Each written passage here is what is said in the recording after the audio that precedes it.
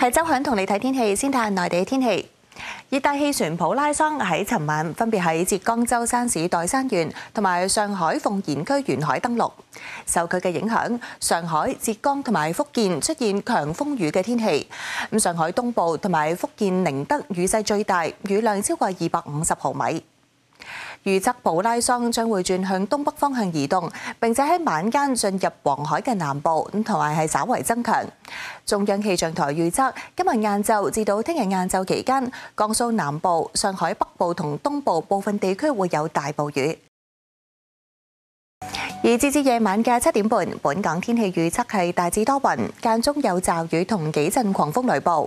聽日嘅氣温介乎26至31度，吹和緩嘅東至東北風，風勢係間中清勁。